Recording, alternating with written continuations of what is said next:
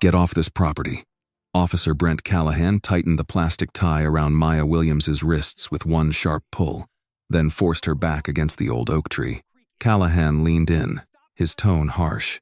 You don't belong in these houses. Willow Creek isn't for you. Stop playing make-believe. Go back to where you came from. It's my grandmother's house. Maya choked out, water welling in her eyes. Since when is standing in my own yard a crime? Callahan gave a cold laugh. Look around you. This is Willow Creek. Only the elite belong here. Look at you, holding that watering can like a cheap servant. Get real. He tightened the tie another notch. Pain flashed through Maya's wrists. Her knees weakened, and for one terrifying second, the whole street seemed to tilt. Please, she whispered. You're hurting me. Callahan's expression did not change. Luke Bennett, the younger officer standing near the patrol car, shifted uneasily.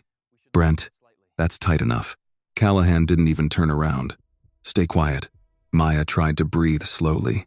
She could feel the pulse beating in her palms. Please don't hurt me, she said. I'm not fighting you. Look at the yard. I was just watering the flowers. Maya choked out. The house belongs to me. Lillian Williams was my grandmother. She left it to me in her will. Please, officer, just look at the records. I live here. Callahan heard it too, but he twisted it into something ugly. Your grandmother left you a house in Willow Creek? He said, smiling as if she had told a joke at a country club dinner. Cute story. But around here, people like you don't own the property, you just mow the lawn. You're done lying. She was a maid, Maya said, her voice breaking as tears of anger finally spilled over. She cleaned houses in this neighborhood for 40 years and saved every single cent to buy this place. It's true. Please, officer, just check the records. Please.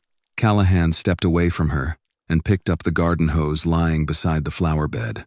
Water still trickled from the nozzle, darkening the clean stone path. The deed is real, Maya whispered. No, Callahan said, his thumb resting on the hose trigger. The deed is a piece of paper. The reality is, you're on my street, tied to my tree, and you're going to jail. Then he squeezed the trigger. Cold water struck Maya across the chest and shoulder, shocking the breath out of her. She turned her face away, gasping as the spray hit her blouse, her neck, her cheek. The water felt ice cold against her skin. Brent, stop, Luke said, sharper now. Callahan ignored him. The spray splashed against the tree and bounced into Maya's face. For a few seconds she could not find a full breath. Water ran over her lips, down her chin, into the collar of her blouse. Please, she choked out. I can't breathe like this. Callahan released the trigger at last. Maya sagged against the tree, shivering, humiliated, and frightened. But she was still standing. Then Callahan turned toward the flower bed. Maya's eyes widened. No, she whispered. He stepped toward the blue hydrangeas Lillian had planted. It was her house, her only sanctuary in a neighborhood that hated her skin. Please don't, Maya cried, her voice breaking. Those were my grandmother's. Please. She planted them herself. Callahan looked down at the flowers as if they were weeds. Then he stepped into the bed. His polished black boot crushed the first bloom into the wet soil. Maya pulled against the plastic tie, pain shooting through her wrists. Stop. Please, stop. They're all I have left of her. Callahan dragged his heel through the roots, flattening the stems, grinding blue petals into mud. The watering can rolled beside his boot, spilling the last of its water across the ruined bed. Luke took one step forward. Brent, enough. Callahan turned his head slowly. You want to write the report, Bennett? Luke froze. Tears mixed with the water on Maya's face as she stared at the ruined hydrangeas. Callahan stepped back onto the stone path and brushed a bit of soil from his boot. Take my advice, he said. Pack your bags and get out of Willow Creek. Neighborhoods like this stay clean because people like you aren't allowed to stain them. Then he walked toward his patrol car. Maya looked at him in disbelief. You're leaving me here? Callahan opened the driver's door and glanced back. Maybe a little time tied to that tree will help you remember where you belong. The patrol car pulled away slowly, leaving Maya bound to the oak tree, soaked, trembling, and staring at the ruined hydrangeas. For a long moment, Maya Williams could not hear anything except her own breathing. It came in small, broken pulls, mixed with the faint drip of water from her sleeves and the soft patter of runoff falling from the ends of her hair. The patrol car was gone. Its engine had faded around the bend of Willow Creek Lane, leaving behind the polished silence of a neighborhood that had seen everything and chosen, for the moment, to hear nothing. The plastic tie held her wrists against the oak tree. It was not tight enough to cut deep, but tight enough to remind her that Officer Brent Callahan had wanted her to feel trapped, wanted her to feel small, wanted her to understand that in Willow Creek Estates, a badge and a lie could outweigh a deed, a name, a life. Maya looked at the flower bed. The hydrangeas lay crushed in the mud. Blue petals clung to the wet stone path like scraps of torn paper. The green watering can had rolled onto its side, empty now, its spout pointing toward the street as if it too had tried to call for help and failed. Her grandmother would have knelt right there, Maya thought. Lillian Williams would have pressed the broken stems gently between her fingers, whispered something about roots being stubborn, then found a way to save what could be saved. That thought hurt worse than the tie around her wrists. "Mrs. Lillian," an old neighbor used to say, "you sure do love flowers." And her grandmother would smile, wipe her hands on her apron, and answer, "Flowers know when they're loved. People do too." Maya shut her eyes. She did not have time to fall apart. She turned her wrist slowly, testing the plastic. Pain shot up her arm, but the movement helped her feel the small cross pendant resting against her damp blouse. The USB was still there. The evidence was still safe. That meant Callahan had not won. Across the street, a curtain moved in an upstairs window. Maya saw a pale hand pull it back, then let it fall. A few houses down, the woman with the Labrador stood near a mailbox, phone in hand, staring at Maya with the stunned uncertainty of someone old enough to know injustice when she saw it, but cautious enough to fear becoming part of it. Maya lifted her chin. "Mayim," she called, her voice rough. "Please call Marcus Reed. His office is downtown. Tell him Maya Williams needs him at Willow Creek." The woman froze. Maya tried again, softer this time. "Please." The woman hesitated, then nodded once, and stepped back toward her porch. It was a small mercy. In Willow Creek, even mercy seemed to look over its shoulder first. The neighborhood had always been that way. Willow Creek Estates had been built for people who believed peace could be purchased by the acre. Its streets curled around artificial ponds and private walking trails. Its homes had white columns, stone chimneys, 3-car garages, and security systems advertised as discreet but uncompromising. On Sundays, older couples gathered at the clubhouse after church, drinking coffee from porcelain cups and discussing property taxes, golf scores, and which families were bringing down the tone of nearby districts. Everything in Willow Creek was arranged to look permanent, but Maya knew permanence could be faked. For 6 weeks, she had watched the neighborhood from the inside. She had seen houses with no families receive visitors after midnight. She had seen the same black Escalade parked outside 3 different properties owned by 3 different shell companies. She had seen men in tailored suits enter through the side gate, stay 20 minutes, and leave with no real estate agent in sight. On paper, the homes were investments. In truth, the FBI believed they were containers for dirty money. Luxury properties were being bought through limited liability companies, renovated just enough to justify inflated prices, then sold again to another company with a different name and the same hidden hands. The money moved through title firms, consulting retainers, maintenance contracts, security invoices. To a casual eye, each transaction looked ordinary. To someone patient enough to line them up, the pattern was unmistakable, and Callahan had been standing at the edge of that pattern like a guard dog in a police uniform. He knew which cars belonged. He knew which contractors were real. He knew which curious faces had to be discouraged before they asked the wrong questions. His official reports called those people trespassers, loiterers, suspicious persons, clean words, useful words, words that could turn an honest witness into a problem. Maya had read those reports at Marcus Reed's office under the yellow light of a desk lamp, long after the receptionist had gone home. She had marked repeated phrases with a red pen, refused to identify, appeared nervous, could not provide lawful reason for presence, matched suspicious activity in the area. Different people, same language, different days, same officer. Brent Callahan. A car approached slowly. Maya stiffened, but it was not the patrol cruiser. It was a dark blue pickup, older but well kept, with a faded county fair sticker on the back window. It stopped at the curb, and Marcus Reed stepped out wearing a brown jacket over a white shirt, his face tight with controlled anger. He was in his late 50s, broad-shouldered, silver at the temples, the kind of man who still said, "Sir" and "ma'am," out of habit, but could cut through a courtroom with one quiet sentence. He took in the scene. Maya tied to the oak tree, her clothes soaked, the ruined hydrangeas, the empty street. His jaw tightened. "Maya," he said gently, already moving toward her. "Don't pull against it. I've got you. Careful," she whispered. "Don't touch the knot too much. It may have prints." Marcus paused, then looked at her with something like grief. "You're standing here tied to a tree, and you're thinking about evidence?" Maya gave a shaky breath that almost became a laugh. "That's why you hired me. I hired you because you notice things, not because you're supposed to endure this." He took a small folding knife from his pocket and cut the plastic tie without disturbing more than he had to. Maya's arms dropped forward. She winced and rubbed her wrists, where angry red lines had begun to rise. Marcus removed his jacket and placed it around her shoulders. "If you sympathize with Maya and want to see her stand strong against this injustice, please hit the like button to support her. And don't forget to comment where you're watching from, because there may be people near you watching this story too, waiting for the truth to finally come out." "Did he take the pendant?" he asked quietly. "No." "Did he know?" "He saw it. He didn't understand." Marcus nodded once. "Good."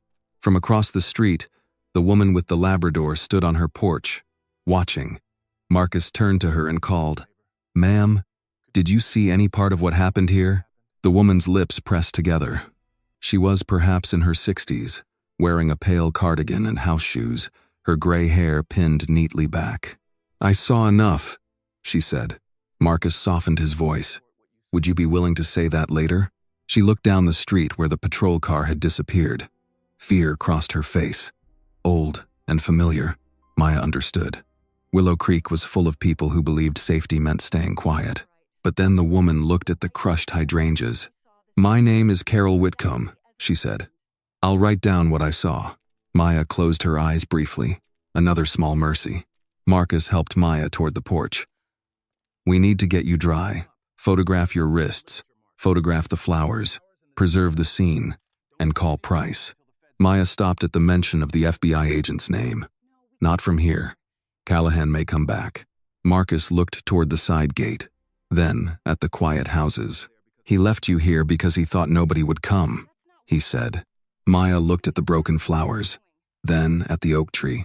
"No," she said, her voice weak but steady. "He left me here because he thought this neighborhood belonged to him." Marcus held her gaze. Maya touched the pendant under his jacket.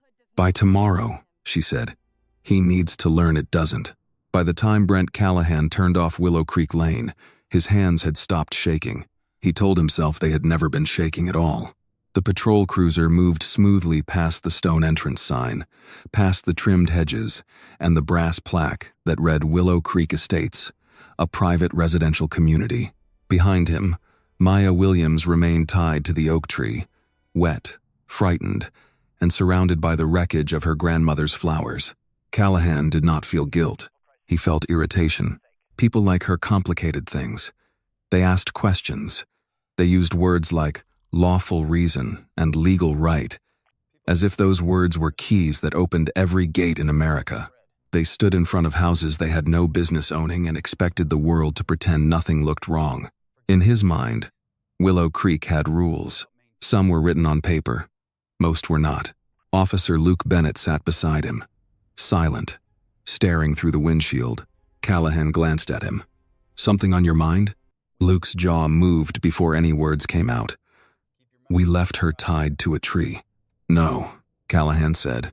"We secured a suspicious individual while we investigated. We're not investigating anything right now. We're driving away." Callahan smiled without warmth. That's because you're still new enough to think every investigation happens in the open. Luke turned toward him. She said she owned the house. People say a lot of things when they're caught. She gave a name. Lillian Williams. We could check the deed in 5 minutes. Callahan's grip tightened on the wheel. You know what your problem is, Bennett. You believe the first sad story someone hands you. Luke looked back out the window. And you don't believe any of them. That's why I'm still alive in this job. They drove in silence for another block. Willow Creek gave way to a wider road lined with banks, medical offices, and boutique real estate agencies. Everything looked respectable in Fairmont County if the paint was fresh and the landscaping was expensive enough. Callahan's phone buzzed in the cup holder. He glanced at the screen. Martin Voss. He let it ring twice before answering on speaker. Callahan. The voice on the other end was smooth, older, and careful. You were at the side gate this morning. Callahan's eyes flicked toward Luke. Routine check. There was a woman there. Handled. A pause. Voss did not like short answers. He was a real estate attorney by trade, at least on paper. His firm processed high-value closings all over the county. He wore tailored suits, donated to hospital fundraisers, and knew which judges preferred bourbon over wine. To the public, he was a successful man who helped rich people buy beautiful homes. To the people who mattered, he was one of the hands moving dirty money through clean addresses. What does handled mean? Voss asked. Callahan kept his voice even. Means she won't be comfortable standing around that gate again. Luke's eyes narrowed. Voss exhaled softly. Comfort is not my concern. Attention is. We've had 2 delayed transfers, 1 frozen account, and a buyer from Delaware suddenly refusing to sign. Someone is asking questions. I know. Do you? Callahan's face hardened. He hated being spoken to as if he were hired help. I said I know. The North property closes Friday, Voss said. No strangers. No complaints. No police reports that draw eyes. Especially not near the side gate. Callahan looked at the road ahead. Then maybe your people should stop using the side gate like a back door to a casino. Another pause. Colder this time. Remember who keeps your consulting account healthy, officer. Callahan ended the call. Luke stared at him. Consulting account? Neighborhood security work, Callahan said. Off duty. Legal. Luke did not answer. That annoyed him more than an accusation would have. Callahan pulled into a gas station lot outside Willow Creek and parked near the air pump. He turned fully toward Luke. You're going to learn something today, he said. Rich neighborhoods pay for quiet. Poor neighborhoods pray for it. Cops like us stand in the middle and decide who gets what. Luke's voice was low. That isn't why I became a cop. Callahan chuckled. No, you became a cop because some academy instructor told you stories about honor and service. Give it a few years. Honor doesn't pay a mortgage. Luke looked at the body camera on Callahan's chest. Is that still on? Callahan glanced down and pressed the button. The red light went dark. It is now off, he said. Luke's stomach seemed to drop. Brent. What? You sprayed her. You tied her up. You stepped on her flowers. Callahan shrugged. I controlled a situation. You created one. The words hung between them. Callahan stared at him for a long second, then smiled slowly. Careful. Luke looked away first. That was better. Callahan put the cruiser back in gear and headed toward the Fairmont Police Department. The station sat in a brick building between the county records office and an old diner where retired deputies still met for eggs, bacon, and black coffee every Tuesday morning. Callahan had eaten there for years. People slapped him on the shoulder there. They called him Brent. They asked about crime rates, property values, and whether the wrong crowd was moving closer to Fairmont. He liked those mornings. They reminded him that some people still understood order. Inside the station, the air smelled of burnt coffee, copier toner, and floor wax. A dispatcher nodded as Callahan walked in. Sergeant Mills looked up from the front desk. Anything interesting out at Willow Creek? Mills asked. Callahan removed his sunglasses. Possible trespasser. Young woman. Claimed she owned a property near the side gate. Mills snorted. Everybody owns something when they're caught. Exactly. Luke entered behind him. Quieter. Callahan moved to his desk and opened the incident report system. He typed with practiced ease. He did not write what happened. He wrote, "What would survive?" Subject was observed loitering near restricted side gate access. Subject became evasive when questioned. Subject refused lawful request for identification. Subject attempted to conceal an unknown object around neck. Subject became emotionally unstable and non-compliant. Temporary restraint used for officer safety. He paused at the final line, then added, "Subject was advised to vacate area pending ownership verification. Clean, professional, dry, no hose, no flowers, no trembling voice asking him to stop. Paper had no tears on it." Luke stood a few feet away, reading over his shoulder. Callahan did not turn. "You see a problem?" Luke swallowed. "It leaves things out. All reports leave things out. That's why they're reports, not novels.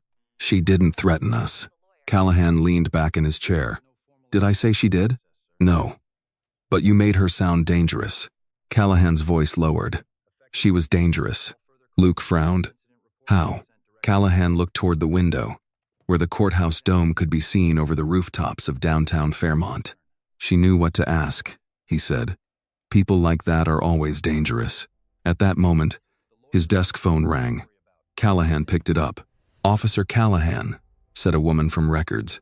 "We got a call from a Marcus Reed, asking about a Maya Williams at Willow Creek." Callahan went still. Marcus Reed, civil rights attorney. A man who loved cameras, complaints, and making police departments look dirty in front of judges. "What did you tell him?" Callahan asked. "Nothing. Just that no formal arrest had been processed." "Good. Send any further calls to me." He hung up. Luke watched his face. "Who's Marcus Reed?" Callahan closed the report and stood. "Nobody you need to worry about," he said. But for the first time that morning, Brent Callahan walked toward the break room without wanting coffee. He wanted the body camera file, and he wanted it before anyone else did. Brent Callahan did not go to the break room. He passed the vending machines, the bulletin board, and the old coffee pot that had been burning since sunrise, then turned down the narrow hall toward the evidence and digital records office. He walked fast, but not fast enough to look worried. Callahan had survived in Fairmont because he understood appearances. A nervous man invited questions. A confident man made people step aside. Behind the digital records counter sat Denise Harper, a civilian technician in her early 60s with short gray hair, red reading glasses, and a coffee mug that read, "Don't rush me. I'm retired in spirit." She looked over the rim of her glasses. "Morning, Brent." "Denise," he said, placing one hand on the counter. "Need the body cam file from this morning's Willow Creek contact." She turned toward her monitor. "Already? Routine review." Denise clicked her mouse. "You never review routine anything before lunch." Callahan smiled. "Trying to become a better officer. That would be a county miracle." He kept smiling, but his patience thinned. Denise had worked in records for 27 years. She was too old to scare easily, and too familiar with police habits to mistake urgency for professionalism. "What's the case number?" she asked. "Not fully processed yet. I'm drafting the report. Then I can't release or alter anything. Upload cycle has to complete first. I'm not asking you to alter it." "Good, because that would be illegal." The word sat between them. Callahan leaned closer, lowering his voice. "I just need to know if the file uploaded clean." Denise studied him. "Why wouldn't it? Had some connection issues earlier." "Your unit." "Maybe." She typed slowly, each keystroke irritating him more. "Your camera docked?" "Not yet." "Then I can't see what isn't uploaded." Callahan's jaw tightened. "How long after docking?" "Depends on file size. 15 minutes, maybe 30. If it's long, longer. Can. Files corrupt during upload. Anything can corrupt if somebody fools with it." He stared at her. She stared back. Before he could answer, Luke Bennett appeared at the end of the hall. Callahan turned. "You need something?" Luke's eyes moved from him to Denise, then back. "Sergeant Mills asked if you finished the incident summary." "I'm handling it." Denise pushed her glasses up. "Bring me both cameras when you're ready. Yours and Bennett's. If there was contact with a citizen, both files get logged." Callahan's face did not change, but something behind his eyes tightened. "Of course," he said. Luke caught it. For the first time since Willow Creek, he understood that Callahan was not just worried about his own camera. He was worried about Luke's too. Across town, Marcus Reed's office smelled of old paper, lemon furniture polish, and the chicken soup his receptionist liked to warm in the microwave. Maya sat in the small conference room, wrapped in Marcus's brown jacket, her damp blouse replaced by a sweatshirt his assistant kept for emergencies. Marcus placed a cup of tea in front of her. "Drink." "I'm fine. You're shaking." "I'm angry. People can do both." Maya wrapped both hands around the cup. The warmth hurt at first, then helped. On the table lay photographs Marcus had taken before they left Willow Creek. The plastic tie, the oak tree, the crushed hydrangeas, the wet stone path, the overturned watering can, the red marks on Maya's wrists. Beside them sat a copy of the property deed, showing Lillian Williams had left the house to Maya 3 years earlier. Marcus tapped the deed. He could have checked this in 5 minutes. He didn't want to check it. No. He wanted the report to be true before the facts could interrupt him. Maya looked down at the pendant resting against the sweatshirt. "Has Price called?" "Twice. And?" Marcus sat across from her. "He says we keep your cover as long as we can. If Callahan realizes this is federal, the people behind Willow Creek will scatter." Maya closed her eyes. "He already knows someone is watching. Maybe. But he doesn't know it's you." He saw the necklace. He saw a necklace, not a drive. Maya opened the pendant with careful fingers. The tiny USB was still locked inside, dry and unharmed. For the first time that morning, her breathing steadied. Marcus lowered his voice. "Tell me exactly what's on it. You know most of it. I want to hear it again." Property transfers through 6 LLCs. Photos of the Escalade at 3 vacant houses. Payment records marked security consulting. A call between Callahan and Martin Voss about keeping the side gate clear. And the audio from Thursday. Marcus's expression darkened. "The one where he says reports can make truth useless?" Maya nodded. "That line will bury him," Marcus said. "Only if we get him to deny it first." Marcus leaned back slowly. "You want this in court. I want him under oath." "Maya, that means letting the misdemeanor case move forward. It means he gets to write his version first. He already did. And the department may protect him." "They already are." Marcus studied her. She looked young in the oversized sweatshirt, but not fragile. Wet hair pinned back. Wrists marked. Eyes steady. He had seen older attorneys with less discipline under pressure. "The FBI can pull you out," he said. Price made that clear. Maya looked toward the window. Outside, downtown Fairmont moved through an ordinary afternoon. Pickup trucks at red lights. Older men leaving the diner with toothpicks in their mouths. A mail carrier climbing courthouse steps. Ordinary life had a way of continuing while someone else's world split open. "My grandmother used to say Willow Creek." People smiled with their curtains closed. Maya said softly. She knew they never really wanted her there. But she kept those flowers alive anyway. Marcus did not interrupt. "Callahan crushed them because he thought nobody would care," she continued. "He tied me to that tree because he thought nobody would come. If I walk away now, his report becomes the first version of the truth." Marcus nodded once. "Then we make sure it isn't the last." Back at the station, Callahan walked toward the camera docking bay with his body cam in his hand. Luke followed a few steps behind, his own camera still clipped to his chest. Callahan stopped and looked back. "I'll take yours." Luke's hand went to the device. "Why?" "Because I'm senior officer on the contact. Denise said both files get logged. I'll log them." Luke held his gaze. "I can dock my own camera." For a moment, the hallway felt smaller. Callahan smiled, but there was no humor in it. "Careful, Bennett. One bad report can follow a man for years." Luke's fingers tightened around the camera. "So can a good video," he said. Callahan's smile disappeared, and somewhere deep inside Willow Creek Estates, behind white fences and million-dollar doors, phones had begun to ring. The first phone call came from a realtor who never sounded frightened unless money was at risk. Martin Voss stood in his private office on the second floor of Voss & Klein Property Law, looking through the glass at downtown Fairmont. His desk was spotless. His tie was perfect. 3 framed awards hung behind him. Each one proof that respectable men could hide almost anywhere if they bought the right frame. "What do you mean she was tied to a tree?" he asked. On the other end, the realtor lowered his voice. "I mean, Callahan made a scene. A neighbor saw. Maybe more than one. There are already people talking." Voss closed his eyes. Brent Callahan was useful because he was bold. He was dangerous because he enjoyed being bold. "Was the woman police?" Voss asked. "I don't know. She looked young, black, maybe a tenant, maybe some legal assistant, but she didn't act scared at first." "At first? That's what I heard." Voss turned from the window. "Listen carefully. No one discusses the north property. No one uses the side gate for the next 48 hours. And if Callahan calls, tell him nothing over the phone. You think she's connected to the frozen transfers?" "I think," Voss said, "that people who ask questions in Willow Creek rarely arrive by accident." He ended the call and stood very still. The north property was supposed to close on Friday.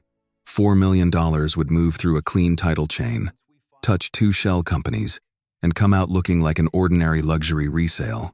If the transfer failed, powerful people would lose patience. If federal eyes were already near Willow Creek, patience would become something worse. Voss picked up a second phone, one he kept in a locked drawer. "Delay the landscapers," he said when the line connected. "Cancel the showing, and find out everything you can about Maya Williams." At the Fairmont Police Department, Brent Callahan sat in front of a computer and watched the upload bar crawl across the screen. His own body camera file was docking. Luke Bennett's camera had docked too, but not under Callahan's control. That bothered him. The rookie had stood there in the digital records office, jaw set, and handed the device directly to Denise Harper, like he had suddenly grown a spine. Denise had logged both devices with the slow satisfaction of a woman who had seen too many officers mistake impatience for authority. Now Callahan waited. The station moved around him. Phones ringing, officers laughing near the coffee pot, a dispatcher calling out a noise complaint from Route 16. Ordinary sounds, useful sounds. They made everything feel normal. But Callahan no longer felt normal. He opened his incident report again and read what he had written. The language was clean, balanced, professional. Maya Williams was not described as a homeowner. She was subject. The house was not described as inherited property. It was location near restricted access. The flowers, the water, the tree, the words he had said, all gone. That was the beauty of reports. They did not record shame unless someone typed it in. Sergeant Mills stopped near his desk. "You still on that Willow Creek thing?" "Just making sure it's tight." Reed called twice. Callahan kept his face blank. "He can call all day. He says Williams owns the property. Reed says a lot of things." Mills scratched his chin. "If she owns it, trespass won't stick. Then we don't lead with trespass. We lead with obstruction and failure to comply." Mills stared at him for a moment, then shrugged. "Your paper? Your problem." That was how Fairmont worked. Nobody wanted trouble, so trouble stayed with the person willing to write it down first. Across town, Maya sat in Marcus Reed's office with a towel around her shoulders and a legal pad in front of her. Her hands still shook, so Marcus wrote while she spoke. "Start at the first question," he said. Maya looked at the wall clock. "He asked what I was doing in Willow Creek. Your answer? Watering flowers." Marcus wrote it down. "Then, he asked if it was my house. I said yes. I said my grandmother left it to me. Did he ask for proof?" "No. He asked for ID. Then the necklace." Marcus paused. "He asked about the necklace before he restrained you?" "Yes. That matters." Maya nodded, but her eyes drifted to the photographs on the table. The hydrangeas looked worse in pictures. Broken stems, mud, petals flattened into the walkway. Marcus noticed. "We can take a break." "No, Maya. If I stop, I'll feel it." He put the pen down. "You're allowed to feel it." "I know." Her voice softened. "Just not yet." The office door opened, and Eleanor Williams stepped in with the controlled urgency of a mother trying not to run. She was in her early 60s, still wearing her nurse's cardigan, her hair pulled back neatly, her face full of fear she refused to let rule her. "Maya." Maya stood too quickly, then winced. Eleanor crossed the room and took her daughter's face in both hands. She looked at the wet hair, the red wrists, the borrowed sweatshirt, and the bruise-colored shadow of humiliation behind Maya's eyes. For a moment, she said nothing. Then she pulled Maya close. Marcus turned away, giving them privacy without leaving the room. "I'm all right," Maya whispered. Eleanor held her tighter. "Don't waste a lie on your mother." Maya closed her eyes. That nearly broke her. Eleanor released her slowly and looked at Marcus. "Tell me what we do." Marcus respected that. No panic, no helplessness, just the practical courage of a woman who had spent decades in hospital rooms where fear had to wait its turn. "We document everything," he said. "We preserve the evidence. We keep Maya safe. And we do not let Officer Callahan control the story." Eleanor looked at the pendant on Maya's chest. She knew enough not to ask too many questions. "Did he get what he wanted?" she asked. Maya touched the cross. "No." "Then stand up straight when you say that." Maya breathed in slowly. "No," she said again, stronger. "He didn't." At the police station, the upload finished. Callahan clicked his file first. The video opened with the cruiser pulling into Willow Creek. His own voice came through the speakers, low and sharp. He skipped ahead, jaw tight, until he saw Maya at the flowers. There she was, calm, polite, hands visible. He skipped again. The oak tree appeared. His own hand moved into frame with the plastic tie. His own voice filled the room. "Nobody saves people like you." Callahan froze. He had said it lower than that, hadn't he? He had meant it for her, not for the whole room, not for a courtroom, not for a federal file. He shut the video off. Then he looked around to see if anyone had heard. No one seemed to be watching. Denise was at the counter with her back turned.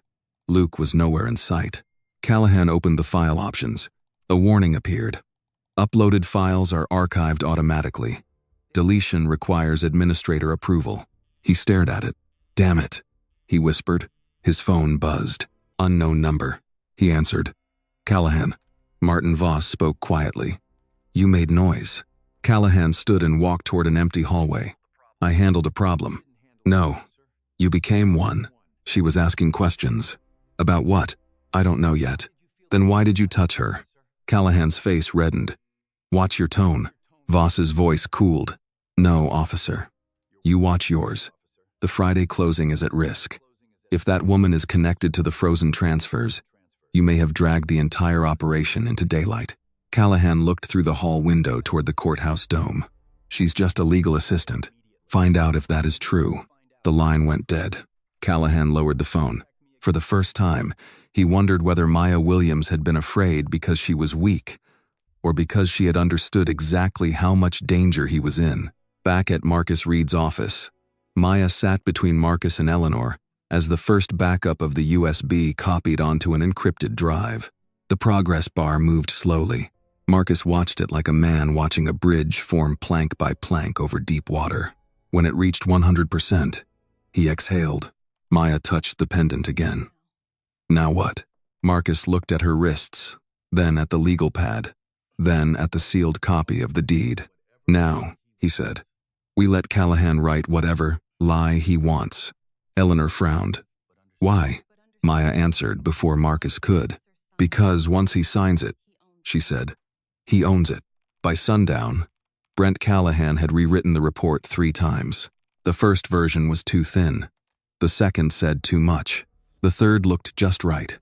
Official, bloodless, and confident in the way government documents often were when they tried to make cruelty sound like procedure. Maya Williams was no longer a homeowner watering flowers. She was a subject observed near restricted access. The oak tree was no longer the place where he had tied her and left her. It was a temporary control point. The crushed hydrangeas did not exist. The cold water did not exist. Her trembling voice did not exist. Callahan leaned back in his chair and read the final paragraph one more time. Subject became emotionally agitated and refused repeated lawful instructions.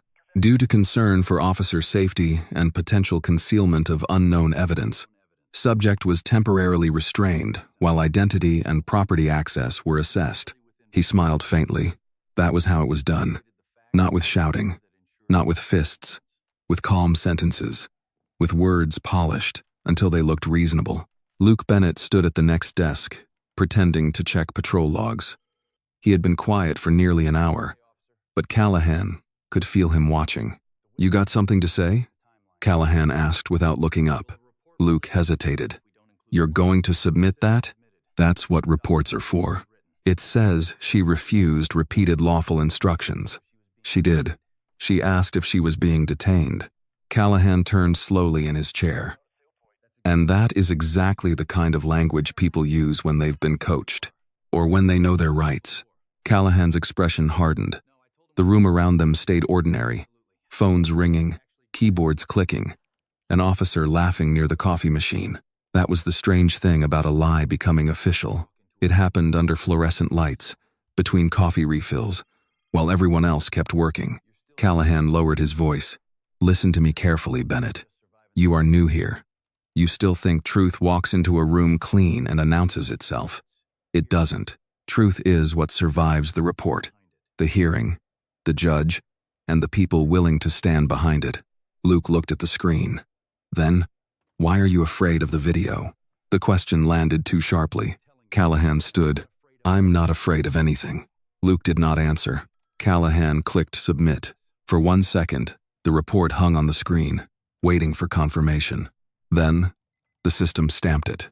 Filed. Callahan felt the old comfort return. A filed report was a wall. Maybe not unbreakable, but high enough to slow most people down. Across town, Maya sat in Marcus Reed's office with Eleanor beside her and Special Agent Daniel Price on a secure video call. Price was a composed man in his early 50s, with tired eyes and a voice that never rose unless it had to. Behind him was a plain federal office wall. No decoration except a small American flag, and a framed commendation too far away to read. "I need to ask this plainly," Price said. "Do you want out?" Maya looked at the encrypted drive on Marcus's desk. "No." Eleanor's hand tightened around hers, but she did not interrupt. Price nodded. "If we move too fast, the laundering network scatters. If we move too slow, Callahan shapes the public record." Marcus folded his arms. "He already filed the report?" Price glanced at another screen. 5 minutes ago." Maya felt the words like a door closing. "What did he say?" she asked. Price's mouth tightened. "That you were agitated, evasive, and temporarily restrained for officer safety." Eleanor closed her eyes. "Lord have mercy." Maya stared at the table. She could still feel the cold water on her face. She could still see Callahan's boot grinding her grandmother's flowers into the mud. Yet on paper, none of that had happened. On paper, she was the problem. Marcus leaned toward her. "Maya, look at me." She did. "This is what we expected." "Expecting it doesn't make it smaller," she said. "No," he replied. "But it makes it useful." Price spoke again. "The moment he signed that report, he attached himself to every contradiction we can prove. The body camera, the neighbor statement, the deed, the photographs, and the USB. But we need to preserve your cover a little longer." Eleanor turned to the screen. "You're asking my daughter to let that man lie about her in public." Price did not hide from the question. "Yes, ma'am. For now." Eleanor's face changed, not with anger exactly, but with the deep disappointment of an older woman who had seen too many systems ask the wounded to be patient. "My daughter is not a tool," she said. "No, ma'am," Price answered quietly. "She is the reason this case still has a spine." Maya looked at her mother. "Mama," Eleanor shook her head. I know you're going to do what you believe is right. I just need one person in this room to say out loud that it is not fair." The room went still. Marcus said, "It isn't fair." Price said, "No, it is not." Maya swallowed hard. That helped more than she expected. Marcus slid a yellow legal pad toward her. "Then we answer his report with your statement. Not emotional, not angry, precise." Maya picked up the pen. Her wrist ached, but she began. "My name is Maya Williams. I am the lawful owner of the residence near the Willow Creek side gate. At approximately 8:12 I was watering flowers planted by my late grandmother, Lillian Williams." She stopped at her grandmother's name. Eleanor leaned close. "Keep going." Maya breathed in and continued. "At the station, Luke Bennett sat alone in his car after shift, the body camera backup hidden on a small drive in his glove compartment. He had not meant to keep a copy. At least, that was what he kept telling himself. But before docking, he had followed a quiet instinct he could not fully explain. He had saved the file. Now he sat beneath a flickering parking lot light, listening to the wind move through the bare branches along the curb. Across the lot, Callahan came out of the station, laughing with Sergeant Mills as if nothing in the world had shifted. Luke watched him walk to his truck. A good officer, Luke thought, should not be afraid of the truth. The thought stayed with him all the way home. At Marcus Reed's office, Maya finished her statement just after 9. Eleanor had gone quiet. Marcus had made fresh coffee, and Price had ended the call with instructions to send copies through the secure channel before midnight. Maya signed her name at the bottom. Marcus read the last line aloud. Officer Callahan did not mistake me for a trespasser. He needed me to become one. On paper. He looked up. You sure you want that in? Maya touched the pendant at her throat. Yes, she said. Because that is the truth. Outside, Fairmont settled into night. In Willow Creek Estates, porch lights glowed over perfect lawns, and the ruined hydrangeas lay under the oak tree in the dark. But beneath the silence, 2 records now existed. One was Callahan's report, the other was Maya's truth, and only one of them could survive the light. By morning, Maya's statement had reached 3 places: Marcus Reed's secure archive, Special Agent Daniel Price's federal case folder, and a locked cabinet in the back room of Reed's civil rights law. Brent Callahan's report had reached the Fairmont Police Department database. 2 versions of the same morning now existed in writing, and Maya knew the next few days would decide which version people wanted to believe. She woke before sunrise on the sofa in Marcus's office, wrapped in the same brown jacket he had placed over her shoulders the day before. Eleanor had gone home only after Maya promised twice that she would not drive back to Willow Creek alone. Marcus had slept in his chair with his shoes still on, a legal pad balanced across his chest. For a moment, the office was quiet. Then Maya's phone buzzed. Unknown number. She stared at it until Marcus opened one eye. Don't answer. It might be Price. Price doesn't call from unknown numbers. The phone buzzed again. Stopped. Then buzzed a 3rd time. Maya let it go to voicemail. A minute later, a message appeared. Marcus sat up. Play it on speaker. Maya pressed play. At first, there was only breathing. Then, a man's voice, low and carefully disguised, said, People who inherit things they can't afford should learn to sell before they lose more than flowers. The line went dead. The room became very still. Marcus took the phone gently from Maya's hand and saved the message to his laptop. That was not Callahan. No, Maya said. But it came from someone who knows what he did.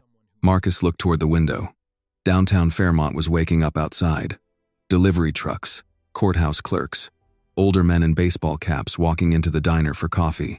Ordinary America, moving like nothing ugly had happened under an oak tree. He picked up his second phone and called Daniel Price. Price answered on the first ring. Tell me. Marcus played the message. Price did not speak for several seconds. Send it through the secure channel. Already doing it. Maya leaned closer. They know about the house. They probably checked the deed after Callahan called around, Price said. That may work in our favor. How? They're reacting. People who feel safe don't make sloppy threats before breakfast. Marcus glanced at Maya.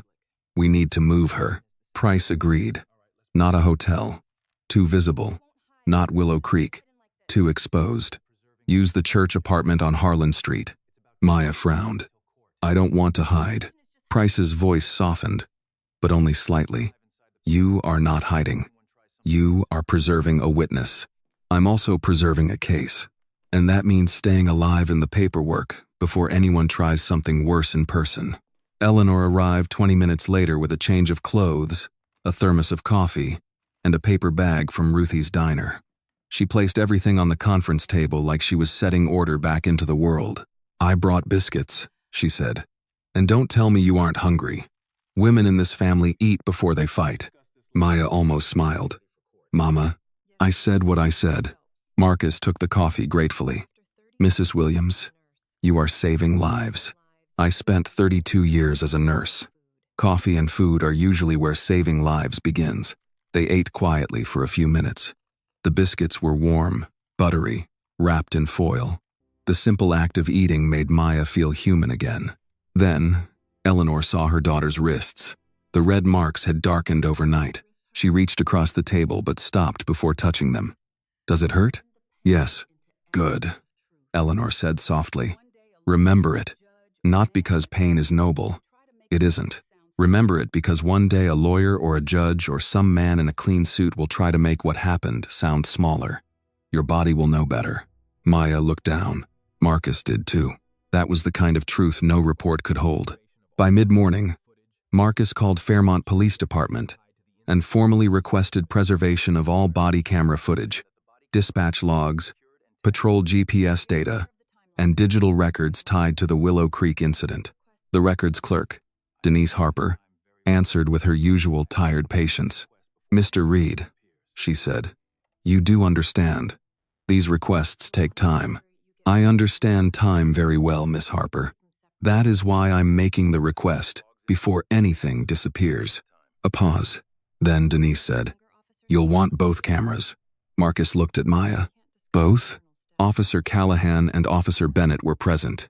Marcus's voice stayed even. "Has Officer Bennett's file uploaded?" "I can't discuss internal status without authorization. But it exists." Another pause. "I didn't say that." "No, ma'am," Marcus said. "You did not." When he hung up, Maya felt the first small shift in the ground beneath them. "Luke's camera," she said. Marcus nodded. "If he doesn't lose his nerve, Callahan has a problem. He looked ashamed when they left me." "Shame can become courage," Eleanor said, pouring more coffee. "But only if a person stops using it as a blanket." Across town, Luke Bennett sat in his patrol car outside a closed hardware store, staring at the glove compartment. The backup drive was inside. He had not slept much. Every time he closed his eyes, he saw Maya tied to the tree, saw water on her face, saw the hydrangeas crushed under Callahan's boot. But what bothered him most was not Callahan's cruelty. It was his own silence. His phone rang. "Callahan." Luke let it ring twice, then answered. "Bennett, where are you?" "Patrol Sector 3. After shift. You and I need to talk." "About what?" "About remembering things correctly." Luke looked through the windshield at an elderly man unlocking the hardware store, moving slowly, carefully, with a ring of keys in his hand. The old man waved at him. Luke raised a hand back. "Brent," Luke said. "I remember what happened." Callahan's voice cooled. "No. You remember what keeps your career alive." The call ended. Luke sat there for a long time. Then he opened the glove compartment, took out the drive, and placed it in his shirt pocket. At Reed's Civil Rights Law, Maya changed into clean clothes in the restroom, then stood before the mirror. Her face looked tired. Her eyes looked older than 25, but the cross pendant lay against her chest, steady as a second heartbeat. Marcus knocked lightly on the door. "You ready?" Maya opened it. "For what?" He held up his keys. "A safer place. Then we prepare for court." Maya looked once around the office. The legal pads, the photographs, the deed, the sealed envelope with her statement. Yesterday, she had been tied to a tree because Callahan thought no one would come. Now there were copies, witnesses, requests, a federal file, maybe even a second camera. She picked up her bag. "Marcus," she said, "when this reaches court, I don't just want him exposed for what he did to me." Marcus nodded. "You want Willow Creek opened." "I want every locked door." Outside, the church bells on Harlan Street began to ring noon across Fairmont. Marcus held the door for her.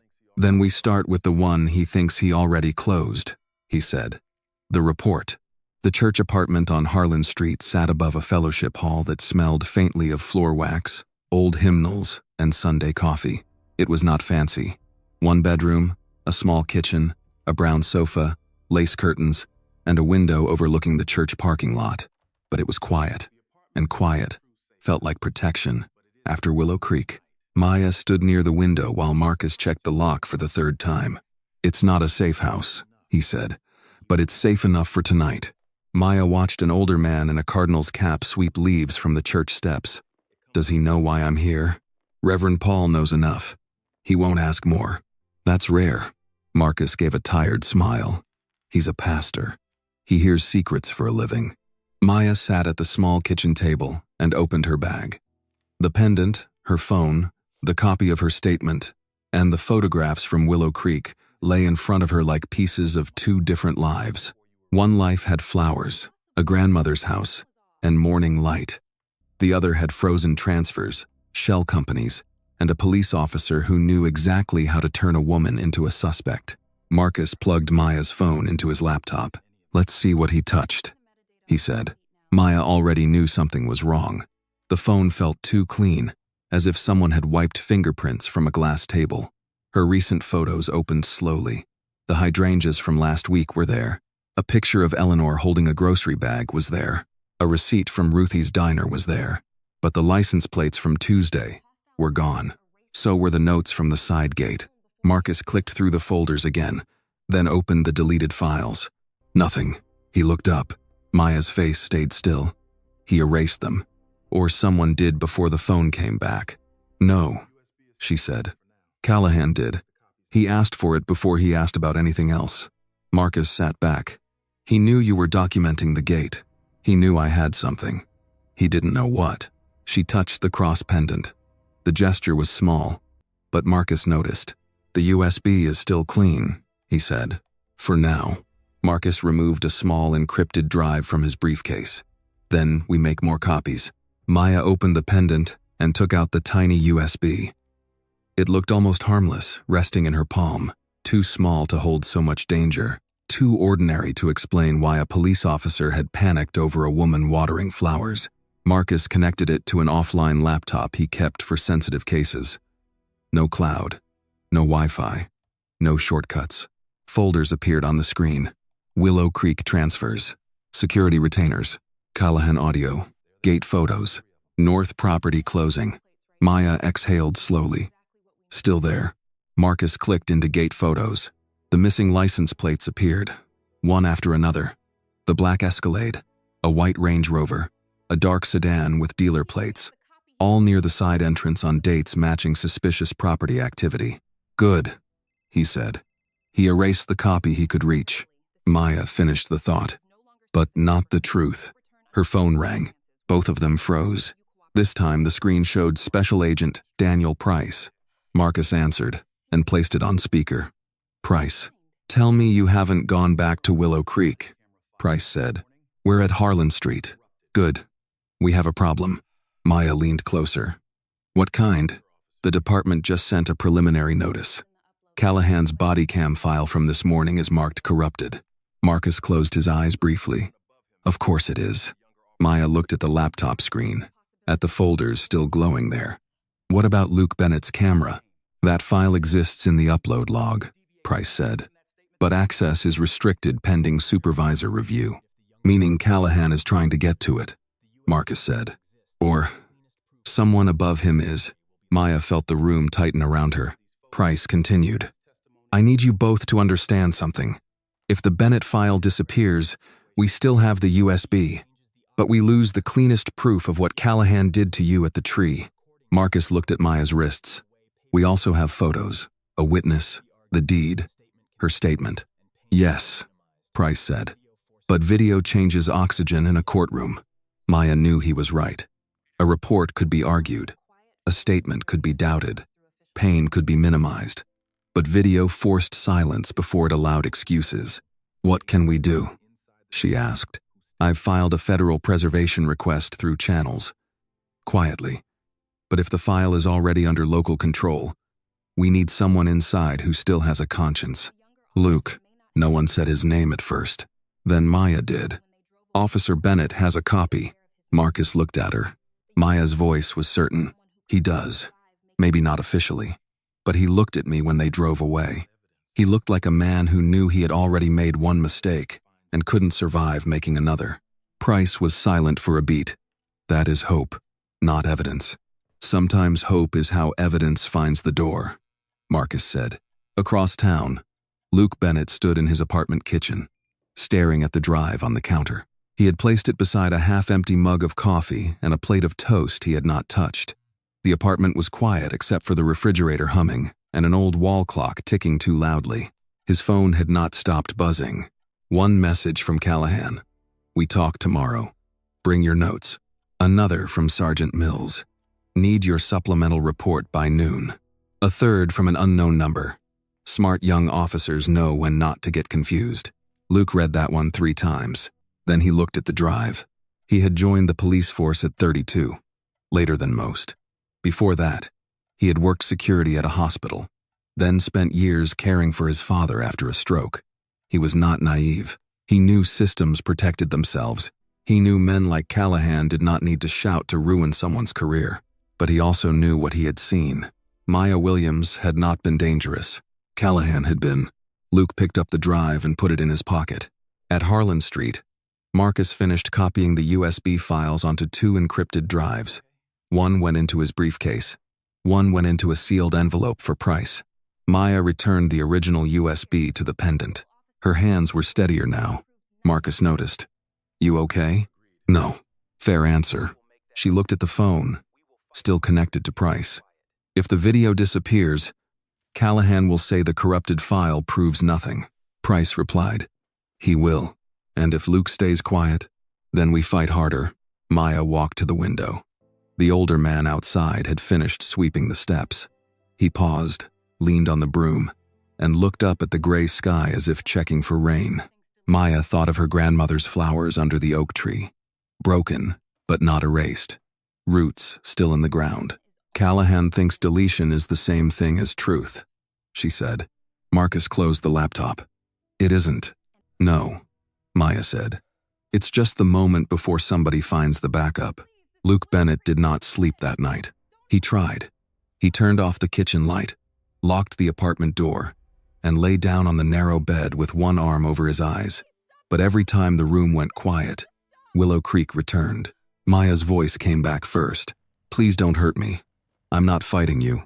Then the sound of water striking her blouse, the scrape of Callahan's boot through the hydrangeas, the patrol car pulling away while she stood bound to the oak tree, looking smaller in the mirror than any human being should ever be made to look. Luke sat up at 2:17 a.m. and stopped pretending. The drive was on his nightstand now. He had moved it there after pacing the apartment for an hour. It sat beside his father's old watch, a plain Timex with a cracked leather strap. His father had worn it every day as a bus mechanic, even after the numbers faded and the second hand started to jump. Luke picked up the watch. Years ago, after his stroke, his father had told him something Luke had never forgotten. A man can lose his job and still look himself in the mirror. But if he loses his name, he spends the rest of his life trying to borrow somebody else's. At the time, Luke thought his father meant reputation. Now he understood he meant conscience. By 6 a.m., Luke was parked 2 blocks from Reed's civil rights law. He had not called ahead. He had not told anyone where he was going. His uniform was folded on the passenger seat. He wore jeans, a gray pullover, and a baseball cap pulled low. Not because he was hiding from the law, but because he was hiding from the men who had confused themselves with it. The office lights were still off. Luke waited. At 6:42, Marcus Reed's dark blue pickup turned into the lot. Maya was not with him. Marcus got out carrying a paper cup of coffee and a thick folder under one arm. Luke stepped from his car. Marcus stopped immediately. "Officer Bennett," he said. Luke raised both hands slightly. "I'm off duty. That doesn't answer why you're here." "No, sir, it doesn't." Marcus looked around the quiet street, then back at him. "You armed?" "No." "Recording?" "No." Marcus studied him with the calm suspicion of a lawyer who had learned that nervous men could still be dangerous. Luke reached into his jacket slowly and took out the small drive. "I have the video," he said. Marcus's face did not change, but his eyes sharpened. "Which video?" "My body cam. From Willow Creek. The whole contact." Marcus did not reach for it. "Why?" Luke swallowed. "Because what Callahan wrote isn't what happened." "That's not an answer. That's a fact." Luke looked down at the drive in his palm. "Because I watched a woman ask for a lawful reason, and I watched my partner punish her for not being afraid enough." Because I stood there while he did it. Because I left her tied to a tree. His voice cracked on the last sentence, and he hated himself for it. Marcus stayed quiet. Luke forced himself to continue. I can't undo that, but I can make sure the video doesn't disappear. Marcus finally took the drive with 2 fingers, as if it were both evidence and a confession. You understand what this means for you? He asked. Yes. No, officer. I need you to really understand. Callahan will come after your job. Maybe your pension. Maybe your name. Luke gave a tired, humorless smile. My father warned me about losing that. For the first time, Marcus's expression softened. He unlocked the office door. Come inside. At Harlan Street, Maya was awake before Marcus called. She sat at the kitchen table in the church apartment, wearing a navy sweater and holding a cup of coffee she had barely touched. Eleanor sat across from her, reading the same page of an old paperback without turning it. Both women looked up when the phone rang. Maya answered. Marcus? We have Luke Bennett. She closed her eyes. Eleanor lowered the book. What is it? Marcus continued. He brought the body cam back up. I'm verifying it offline now. Maya pressed one hand to the pendant at her throat. Is it complete? I've only watched the first minute. It starts before the cruiser stops. Maya's breath shook. Eleanor reached across the table. Baby? Maya covered the phone for a moment. Luke kept the video. Eleanor's face changed slowly, not into relief exactly, but into something older and deeper. Then he finally decided which side of his own soul he wanted to stand on. At Reed Civil Rights Law, Luke sat in the conference room with both hands wrapped around a paper cup of coffee. He had not taken a sip. Marcus connected the drive to the offline laptop. The video opened. Cruiser windshield. Willow Creek Lane. Maya at the hydrangeas. Callahan's voice. Luke's own voice saying, looks like she lives here. Then Callahan saying, she doesn't belong here. Luke stared at the table. Marcus did not comment. He watched the file run, marking timestamps on a legal pad. His pen moved faster when Callahan asked about the necklace, faster still when Maya asked if she was detained. Then came the oak tree. Luke stood abruptly. I don't need to watch this part. Marcus paused the video. You do, if you're going to testify. Luke shut his eyes. Marcus's voice was not unkind. A courtroom is not where guilt goes to hide, Officer Bennett. If you take the stand, they will ask you what you saw. You need to be able to say it without looking away. Luke sat down again. Marcus pressed play. Water. Maya gasping. Callahan's boot crushing flowers. Luke's own voice saying, Brent, enough. Too late and too weak. Then, the cruiser pulling away. When the screen went dark, Luke looked as if 10 years had passed through him. I should have cut her loose, he said. Yes, Marcus replied. Luke flinched. Marcus leaned forward. And now you can tell the truth. Don't confuse that with forgiveness. They are not the same thing. Luke nodded slowly. His phone buzzed on the table. Callahan. No one moved. Marcus looked at the screen. Answer it. Speaker. Luke's throat worked. Then he pressed accept. Where the hell are you? Callahan demanded. Luke stared at the laptop. Off duty. You were supposed to bring your notes. I remember what happened. A silence. Then, Callahan's voice lowered. Listen carefully. You're young enough to still have a future. Don't let Maya Williams and some ambulance-chasing lawyer burn it down. Marcus's eyes narrowed, but he said nothing. Luke looked at the paused frame of Maya tied to the oak tree. My future isn't worth much if I have to lie to keep it, he said. Callahan breathed hard into the phone. You don't know who you're crossing. No, Luke said quietly. But I know who I watched you hurt. He ended the call. For a long moment, the office was silent. Then Marcus reached across the table and slid a blank legal pad toward him. Write everything, he said. Start with Willow Creek Lane. Luke picked up the pen. His hand trembled at first. Then it steadied. At the church apartment, Maya stood by the window as morning light spread across Harlan Street. The old man in the cardinal's cap was sweeping the steps again, patient as prayer. She thought of the oak tree, of the ruined flowers, of Callahan's voice telling her nobody would save her. Maybe nobody had come in that moment, but the truth had followed. And now, so had a witness. By noon, Luke Bennett's statement existed in 3 forms: handwritten on Marcus Reed's yellow legal pad, scanned into an encrypted drive, and sealed in a plain envelope marked only with the date. Marcus did not celebrate. Neither did Maya. A witness was not a victory. A witness was a door, and doors could still be blocked, locked, or burned from the other side. Special Agent Daniel Price arrived at the church apartment just after 1 o'clock, in a charcoal sedan with government plates and no flashing lights. He wore a dark suit, carried a thin leather folder, and greeted Eleanor Williams with the respectful nod of a man raised to mind his manners around older women. "Mrs. Williams," he said, "I'm sorry we're meeting under these circumstances." Eleanor looked him over. "Circumstances don't introduce themselves, Agent Price. People do." For the first time that day, Maya almost smiled. Price accepted the correction. "Daniel Price, ma'am. Eleanor Williams. Now come in before half the block decides federal business is more interesting than lunch." Inside the small apartment, Marcus placed Luke's drive on the table beside Maya's USB copy. Price did not touch either one at first. He opened his folder and spread out photographs of Willow Creek Estates, aerial maps, property lines, side gate access, and 6 highlighted homes in the northern section of the neighborhood. Maya leaned forward. "The North properties." Price nodded. "You were right. They're moving faster." Marcus stood behind her. "How fast?" 2 shell companies dissolved this morning. One closing was delayed, another pushed forward. A title officer in Raleigh suddenly resigned, and Martin Voss made 6 calls before breakfast, to numbers tied to private lenders. Eleanor folded her arms. "All because of what happened to Maya?" Price looked at her.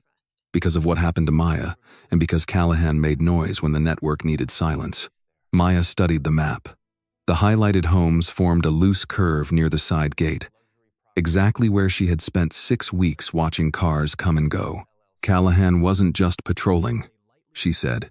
"No," Price replied. "He was managing access." Marcus tapped one of the houses. "This one changed owners 3 times in 18 months.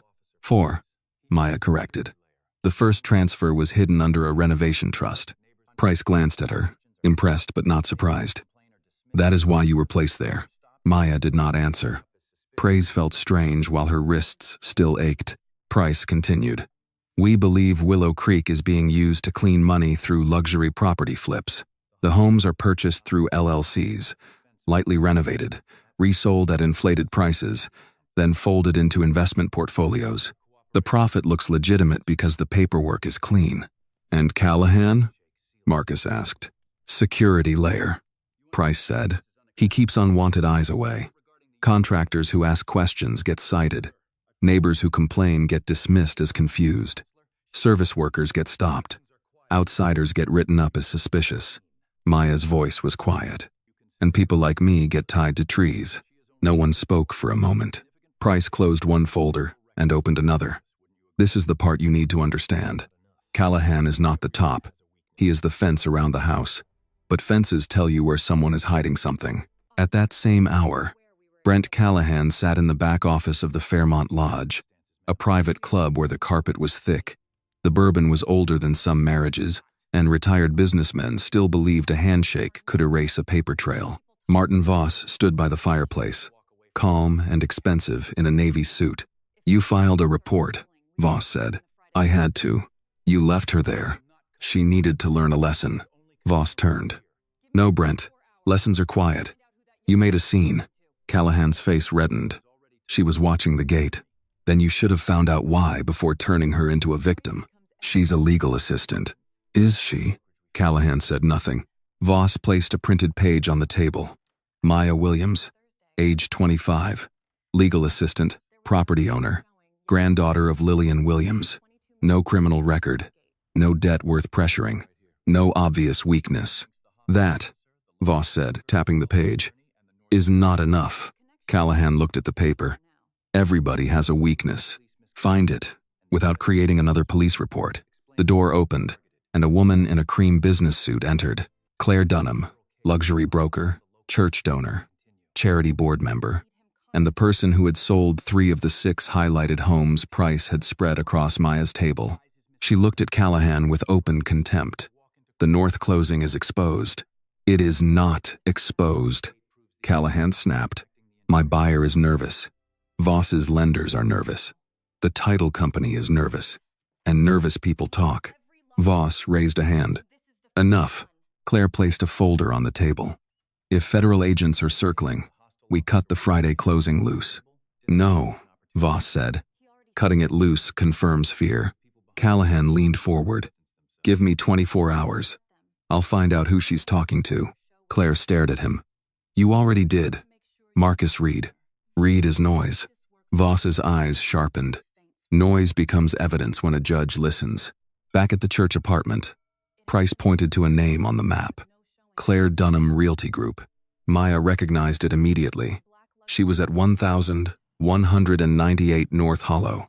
When? Price asked. Last Thursday. No showing listed.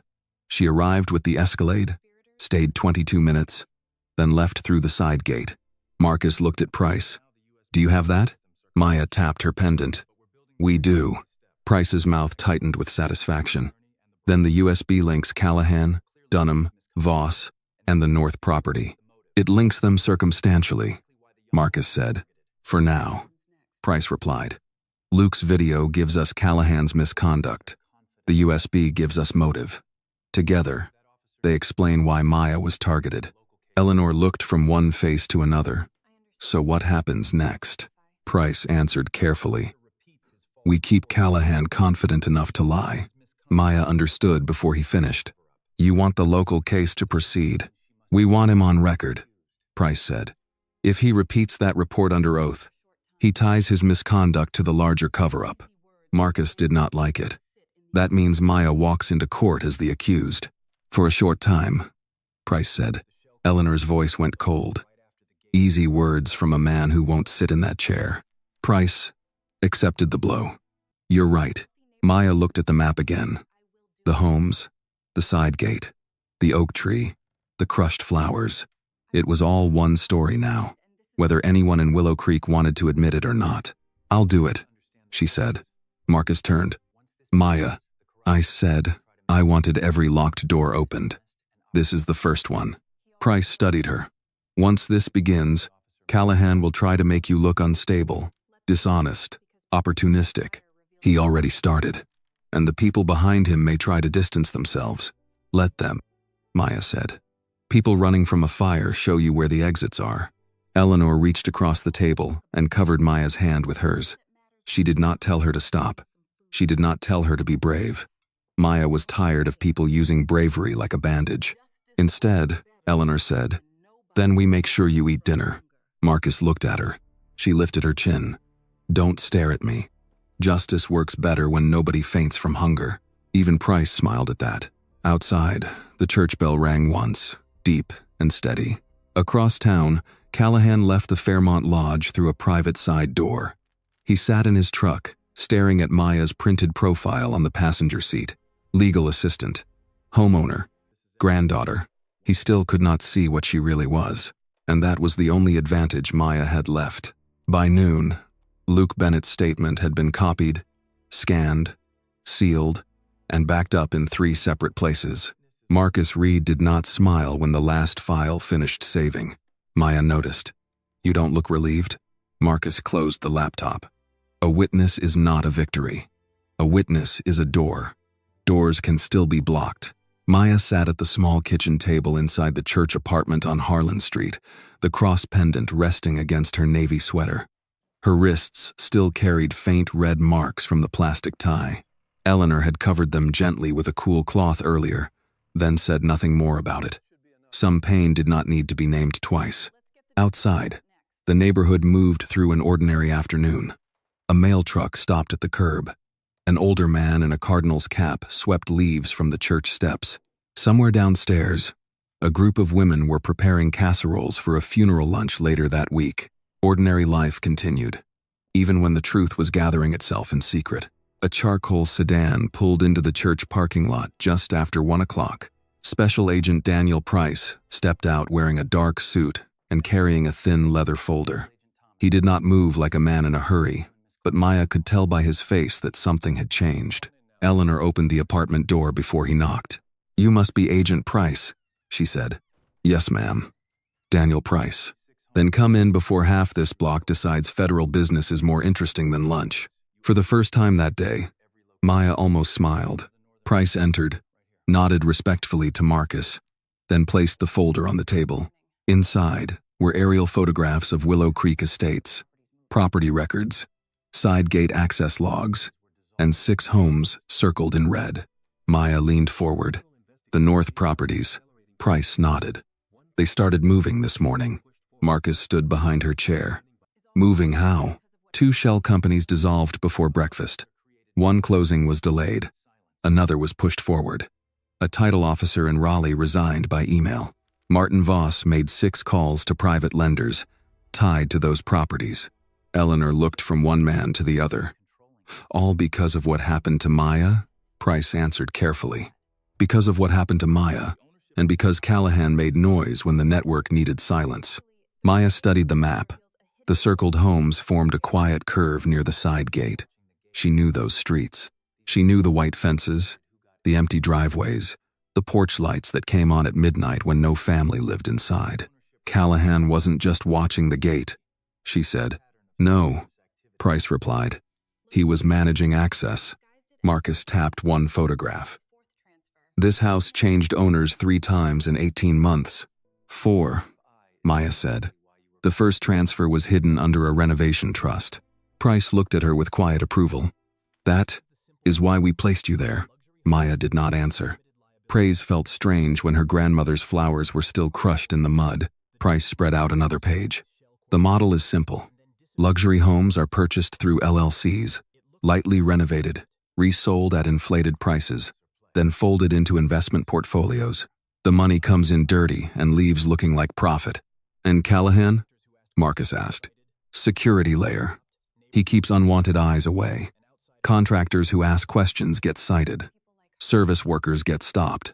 Neighbors who notice too much are dismissed as confused. Outsiders become suspicious persons." Maya's voice was quiet. "And people like me get tied to trees." No one spoke for a moment. Price closed one folder and opened another. "Callahan is not the top. He is the fence around the house. But fences tell you where someone is hiding something." At that same hour, Brent Callahan sat in the back office of the Fairmont Lodge, a private club where the carpet was thick, the bourbon was expensive, and retired businessmen still believed a handshake could erase a paper trail. Martin Voss stood near the fireplace in a navy suit, calm enough to look dangerous. "You filed a report," Voss said. "I had to. You left her at the tree. She needed to learn a lesson." Voss turned slowly. "Lessons are quiet, Brent. You made a scene." Callahan's face tightened. "She was watching the gate. Then you should have found out why before turning her into a victim." "She's a legal assistant." "Is she?" Callahan said nothing. Voss placed a printed sheet on the desk. "Maya Williams, 25, legal assistant, property owner, granddaughter of Lillian Williams. No criminal record, no debt worth using, no obvious weakness." "That is not enough," Voss said. Callahan stared at the page. "Everybody has a weakness. Find it without creating another police report." The office door opened, and Claire Dunham walked in wearing a cream business suit and a pearl necklace that looked inherited even if it was not. She was a luxury broker, charity board member, and the smiling face behind half the North Willow Creek sales. She looked at Callahan with cold irritation. "The North closing is exposed." "It is not exposed," Callahan snapped. "My buyer is nervous. Martin's lenders are nervous. The title company is nervous. And nervous people talk." Voss raised one hand. "Enough." Claire dropped a folder onto the desk. "If federal agents are circling, we cut the Friday closing loose." "No," Voss said. "Cutting it loose confirms fear." Callahan leaned forward. "Give me 24 hours. I'll find out who she's talking to." Claire's eyes narrowed. "You already know. Marcus Reed. Reed is noise." Voss looked toward the window, where downtown Fairmont sat under a clean blue sky. Noise becomes evidence when a judge listens. Back at the church apartment, Price pointed to a name on the map. Claire Dunham Realty Group. Maya recognized it immediately. She was at 1198 North Hollow last Thursday. Price looked up. You're sure? Yes. No showing was listed. She arrived with the black Escalade, stayed 22 minutes, then left through the side gate.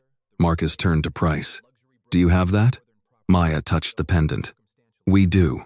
Price's expression sharpened. Then the USB links. Callahan, Voss, Dunham, and the North properties. Circumstantially, Marcus said. For now, Price replied. Luke's video gives us Callahan's misconduct. The USB gives us motive. Together, they explain why Maya was targeted. Eleanor folded her arms. So what happens next? Price hesitated just long enough for Maya to understand before he spoke. We let the local case proceed. Marcus's jaw tightened. You want Callahan on the stand? Yes. If he repeats his report under oath, he connects the false statement, the detention, and the cover-up. Eleanor's voice went cold. Easy plan, when you're not the one sitting in the accused chair. Price met her eyes. You're right, ma'am. Maya looked at the map again. Willow Creek was not just a neighborhood anymore. It was a machine. White fences, quiet streets, clean contracts, dirty money, and one officer guarding the side gate. I'll do it, she said. Marcus turned toward her. Maya, I said I wanted every locked door opened. This is the first one. Price studied her. Callahan will try to make you look unstable, dishonest, opportunistic. He already started. And let them, Maya said. People running from a fire show you where the exits are. Eleanor reached across the table and covered Maya's hand with hers. She did not tell her to be brave. Maya was tired of bravery being used as a bandage. Instead, Eleanor said, Then you eat dinner first. Marcus blinked. Eleanor lifted her chin. Don't look at me like that. Justice works better when nobody faints from hunger. Even Price smiled. Across town, Callahan left the Fairmont Lodge through a private side door and sat in his truck with Maya's printed profile on the passenger seat. Legal assistant, homeowner, granddaughter. He still could not see what she really was. And for the moment, that was the only advantage Maya had left. By 8:30 the next morning, the Fairmont County Courthouse looked as if it had been built to outlast every lie brought through its doors. The stone steps were wide and cold beneath Maya Williams's shoes. Above them, the American flag moved in a pale spring wind, snapping once, then settling again. Older men in work jackets climbed the stairs beside young attorneys carrying overstuffed briefcases. A woman in a church hat held the door for a man with a cane. Deputies near the entrance said, "Good morning," with the practiced calm of people who had seen fear arrive in every kind of clothing. Maya paused at the bottom step. Marcus Reed stood to her right with a leather folder tucked beneath his arm. Eleanor stood to her left, wearing her navy Sunday coat and her mother's pearls at her ears. Maya wore the matching pearl earrings Eleanor had given her the night before. Small, simple, steady. You all right? Marcus asked. Maya looked up at the courthouse doors. No. Marcus nodded. Good. Honest answers before 9 o'clock. That's a strong start. Eleanor adjusted the collar of Maya's coat with the same gentle hands that had once fixed nurse uniforms before dawn. Walk in, as yourself. Maya touched the cross pendant at her throat. Calm, clear, whole. That's right. Inside, the courthouse smelled of floor polish, paper, coffee, and old wood. The hallway hummed with small-town American ritual. Lawyers greeting clerks by first name. Defendants whispering with public defenders. A bailiff telling someone to take off his baseball cap. A vending machine dropping a bottle of water with a heavy thud. Maya felt eyes turn toward her. Some people recognized her from whispers that had already moved through Fairmont faster than any official record. Young black woman. Willow Creek. Officer Callahan. Obstruction. Marcus Reed. FBI, maybe. Though nobody said that part too loudly. At the security checkpoint, Maya placed her bag in the plastic tray. The deputy glanced at her wrists, where the marks had faded but not disappeared. His expression shifted for half a second. Then he looked away and waved her through. Courtroom 3B waited at the end of the second-floor hall. Judge Helen Whitaker's courtroom was not large, but it carried weight. Dark benches, high windows, a brass clock above the door, the state flag in one corner, the American flag in the other. Everything seemed designed to remind people that words spoken here did not vanish into air. They became record. Marcus guided Maya to the defense table. Eleanor sat directly behind her. Shoulders back, Eleanor whispered. Maya did as she was told. Across the aisle, the prosecutor, Assistant County Attorney Paul Granger, arranged his files with the hurried discomfort of a man who had expected an easy morning. He was not corrupt. Marcus knew that much. He was simply overworked, underprepared, and too accustomed to trusting police reports. That was how men like Callahan survived. They hid behind habits. At the back of the courtroom, Special Agent Daniel Price entered quietly and took a seat in the last row. He wore a gray suit and carried no visible badge. Beside him sat another man Maya did not know, also in a suit, also too still to be ordinary. Marcus saw them but did not react. The door opened again. Officer Brent Callahan walked in wearing his dress uniform. His shoes were polished. His badge shone under the courtroom lights. His face carried the practiced seriousness of a man who believed the room belonged to his version of events. Luke Bennett entered a few steps behind him. He wore his uniform too, but it looked heavier on him. His eyes found Maya for just a second. He gave the smallest nod. Maya returned it. Callahan saw the exchange. His mouth tightened. The bailiff rose. All rise. Judge Helen Whitaker entered from chambers. She was in her late 60s, with silver hair pulled back, sharp eyes, and the kind of presence that did not need volume. Everyone stood. Even the restless people in the back seemed to straighten, without being told twice. Be seated, she said. Papers rustled. Benches creaked. The room settled. Judge Whitaker looked down at the docket. State of North Carolina versus Maya Williams. Charge of obstruction of a law enforcement officer and failure to comply with lawful instruction. Counsel. Appearances. Paul Granger stood. Your Honor. Paul Granger for the state. Marcus rose.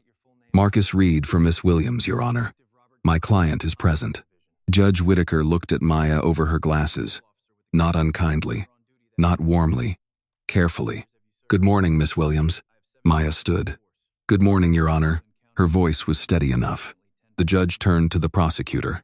Mr. Granger, I understand the state intends to proceed with testimony this morning. Yes, Your Honor. The state calls Officer Brent Callahan. Callahan stood immediately, as if he had been waiting for his name all morning.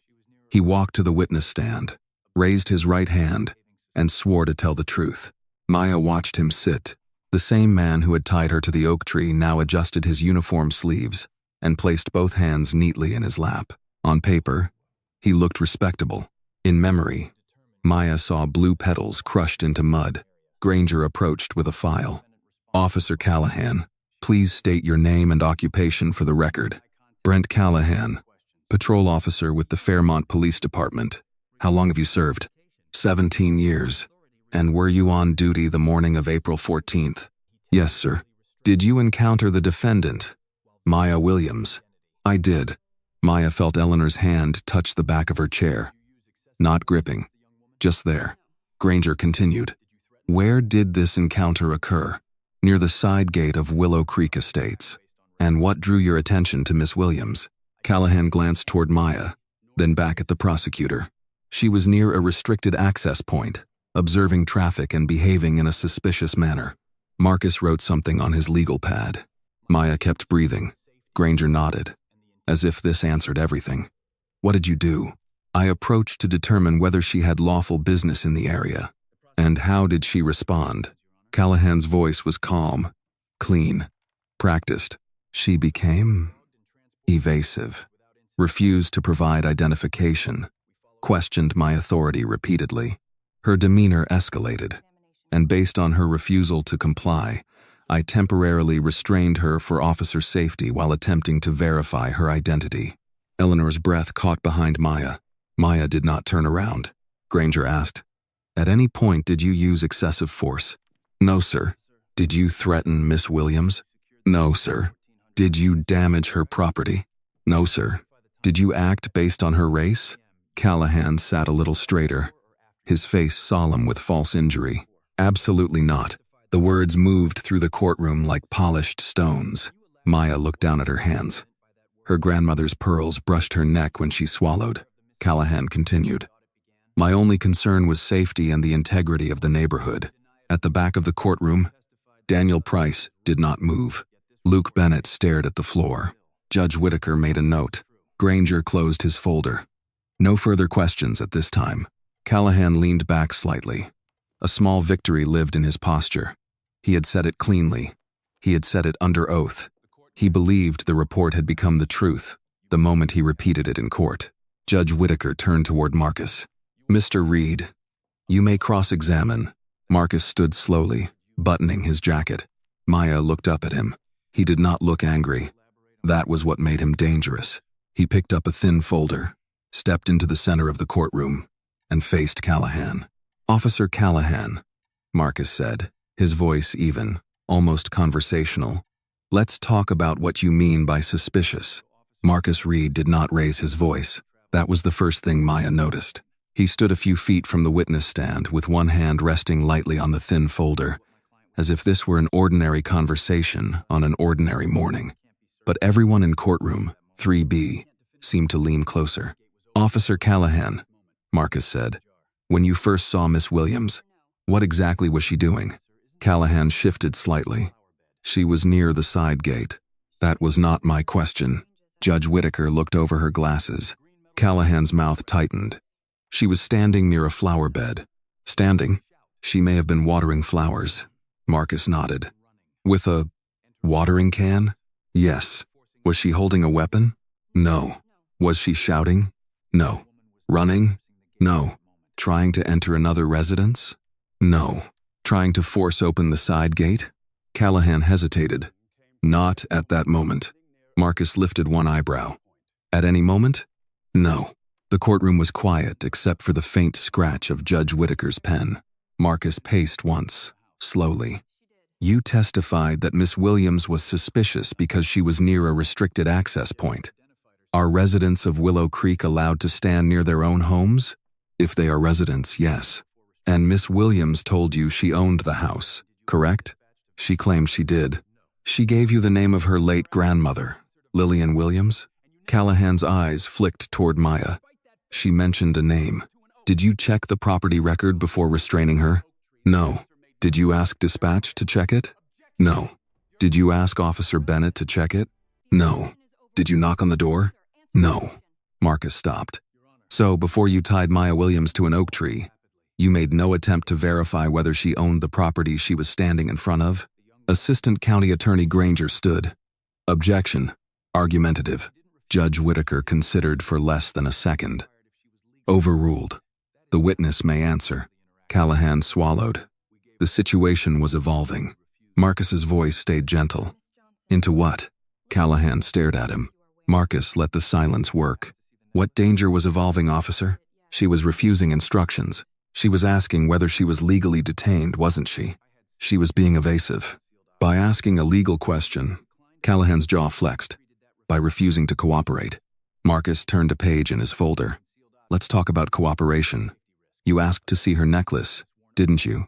Callahan blinked. I may have asked what it was. You ordered her to open it. I had officer safety concerns. About a necklace? About a concealed object. Maya felt the pendant against her skin like a quiet pulse. Marcus nodded as if the answer were helpful. And when she declined to open it, you took that as suspicious? Yes. At that point, had Miss Williams threatened you? No. Had she touched you? No. Had she attempted to leave? No. Had she done anything except water flowers, answer questions, and ask about her rights? Callahan's face reddened. You're simplifying the encounter. No, officer. I am separating facts from adjectives. A murmur passed through the gallery. Judge Whitaker looked up, and the room settled instantly. Marcus stepped closer to the witness stand. You testified under oath that you did not threaten Miss Williams. That is correct. You testified that you did not damage her property. Yes. You testified that you did not act based on race. Absolutely. And you testified that your restraint of Miss Williams was temporary and necessary for officer safety. Yes. Marcus paused. then glanced at Maya. She kept her eyes on the table. Eleanor's hand remained steady on the back of her chair. Marcus looked back at Callahan. "Officer, did you say to Miss Williams, 'Nobody saves people like you'?" Callahan's answer came too quickly. "No. You are certain? I would never say that." "Never?" "Never." Marcus nodded. "Did you spray Miss Williams with a garden hose while she was restrained?" Callahan's eyes hardened. "No." "Did you step into her flower bed?" "No." "Did you crush the hydrangeas planted by her grandmother?" Callahan gave a short, offended laugh. "No." Marcus let the laugh die. "Officer Callahan, did you leave Miss Williams bound to the oak tree when you drove away?" "No." A sharp breath moved through the gallery. Maya looked up.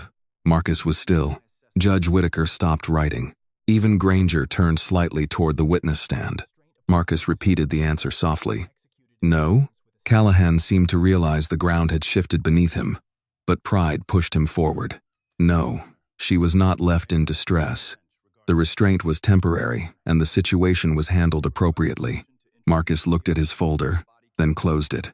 "Your Honor," he said. "Before I continue, the defense requests permission to introduce video evidence from Officer Luke Bennett's body camera, recorded during the encounter at Willow Creek Estates." Callahan's face changed. Not much. Not enough for a casual person to notice. But Maya saw it. The color drained beneath his collar. His hands, which had rested neatly on his knees, gripped the edge of the witness chair. Granger stood slowly. "Your Honor, the state has not reviewed this footage." Marcus turned toward him. "That is because Officer Callahan's file was marked corrupted, and Officer Bennett's file was preserved independently." Judge Whitaker's eyes sharpened. "Independently?" Marcus said. "Yes, Your Honor." The courtroom seemed to shrink around the word. Callahan leaned forward. "Your Honor, I object. That video may be incomplete." Judge Whitaker's gaze snapped to him. "Officer Callahan, you do not object from the witness stand." Callahan sat back. Marcus said, "The defense is prepared to authenticate through Officer Bennett." Judge Whitaker looked toward Luke, seated near the back in uniform, pale but upright. "Officer Bennett," she said, "you will remain available." Luke stood. "Yes, Your Honor." Maya turned slightly. Their eyes met. He looked frightened, but this time he did not look away. Judge Whitaker faced Marcus. "I will allow the video for the limited purpose of impeachment, subject to authentication. Play it." The bailiff dimmed the lights. A monitor on the courtroom wall flickered on. Callahan stared at the screen as if it were a door opening into a room he had locked. Maya felt her breath catch. On the screen, Willow Creek appeared in clear morning light. The cruiser turned onto the lane. Luke's voice filled the courtroom. "Looks like she lives here." Then Callahan's voice answered, cold and certain. "She doesn't belong here." No one moved. No one coughed. No one whispered. For the first time since the oak tree, Maya watched the truth walk into the room without asking permission. The video did not argue. It simply played. On the screen, Maya Williams stood in front of the flower bed with a green watering can in her hand. Morning light touched the white siding of the house behind her. The blue hydrangeas were whole then, bright and heavy with water, bending slightly toward the sun. Callahan's voice came through the courtroom speakers. "What are you doing in Willow Creek?" Maya's recorded voice answered, calm and clear. "Watering flowers." A few people in the gallery shifted. The video continued. Callahan asked if it was her house. Maya said yes. He demanded ID. She asked whether she was being detained. He asked about the necklace. She refused to open it. On the witness stand, Callahan sat rigid. Marcus Reed watched the screen without expression. Then came the oak tree. The room changed when the plastic tie appeared in Callahan's hand. It was not dramatic. No one shouted. But the silence grew heavier, as if everyone had leaned into the same hard truth at once. Maya heard her own voice from the video. "I am not resisting. I am unarmed. Please, officer. I just need to know why you're doing this." Eleanor lowered her eyes. The video showed Callahan binding Maya to the tree. Then, his voice filled the room. "Nobody saves people like you." Judge Whitaker went completely still. The video did not stop. It showed the hose, the cold spray, Maya turning her face away, gasping. Luke's voice saying, "Brent, stop." It showed Callahan stepping into the flower bed and crushing the hydrangeas under his polished boot, while Maya pleaded for him to stop. By the time the patrol car pulled away, leaving Maya bound to the oak tree, several people in the gallery had covered their mouths. Marcus let the final frame remain on the screen for 3 seconds before he spoke. "Officer Callahan," he said, "was that video altered?" Callahan's face had gone pale beneath the courtroom lights. "It doesn't show the full context." "That was not my question." "No," Callahan said tightly. "Is that your voice saying, 'Nobody saves people like you'?" Callahan looked toward Judge Whitaker, then back at Marcus. "It appears to be. Is that you spraying Miss Williams with the hose?" "I was trying to control." "Is that you?" "Yes." "Is that you stepping on the hydrangeas?" Callahan said nothing. Judge Whitaker leaned forward. "Officer Callahan, answer the question." "Yes," he muttered. Marcus took one step closer. "And just minutes ago, under oath, you denied every one of those acts." Callahan's eyes flashed. "I was under pressure. The situation was tense." Maya looked at him then. For the first time, she did not see power. She saw a man trying to build a shelter out of words, while the roof was already burning. Marcus turned to the judge. "Your Honor, the defense now moves to admit a second exhibit. It explains why Officer Callahan focused on Miss Williams's phone and necklace." Callahan's head snapped up. "Objection." Judge Whitaker's voice cut across the room. "Officer Callahan, one more interruption from the witness stand and I will hold you in contempt." He shut his mouth.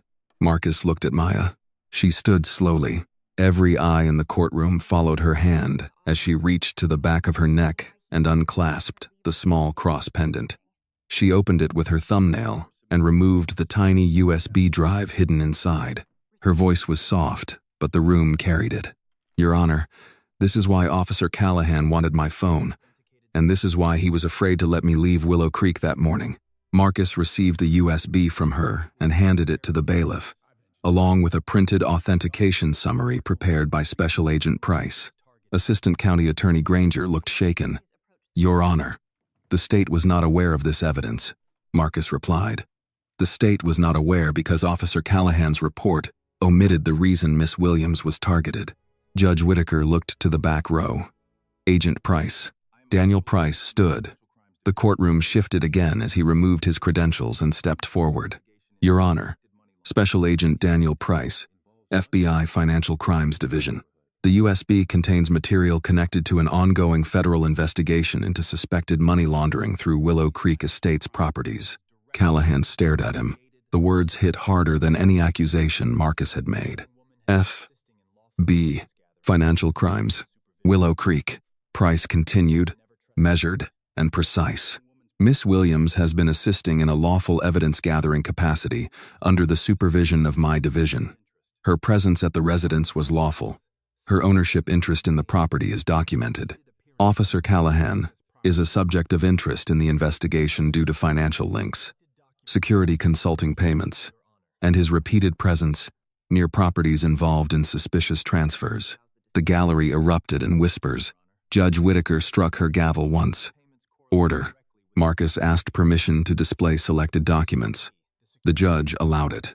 The monitor changed from the oak tree to spreadsheets, property records, photographs, and payment summaries.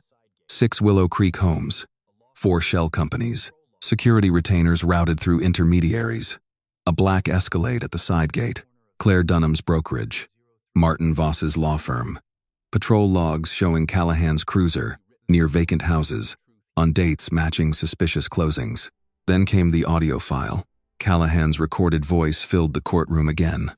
Lower this time. Smug and private.